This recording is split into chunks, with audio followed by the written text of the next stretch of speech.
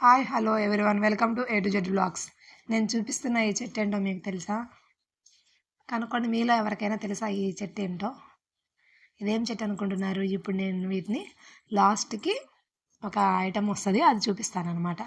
ఇవి ఫస్ట్ నేను ఇప్పుడు ఈ చెట్టు చూపిస్తున్నాను కదా, ఇది మా ఇంటి దగ్గర మా గార్డెన్లో ఉన్న చెట్టు అనమాట. ఇప్పుడు నేను దాన్ని చిన్న చిన్నగా ఇలా తుంచుకుంటున్నాను, అవన్నీ ఒక ప్లేట్లో వేసుకుంటున్నాను. ఆ ప్లేట్లో వేసుకున్న వాటి నుంచి ఉన్న వాటిని నేను ఇలా చిన్న చిన్న వాటిగా మొత్తం చేత్తో నలుపుకుంటున్నాను. బ్లాక్వి ఒక చిన్న ఆవాల్లా కనిపిస్తున్నాయి లేదంటే సీడ్స్, నువ్వుల్లా కనిపిస్తున్నాయి. ఇవి నువ్వులైతే కాదు, నువ్వుల్లా కనిపిస్తున్నాయి కదా. ఇప్పుడు మనం వీటన్నిటిని మొత్తం ఇలా నలుపుకోవాలి చేతులు గుచ్చుకుంటాయి. చాలా స్లోగా నిదానంగా నలుపుకోవాలన్నమాట.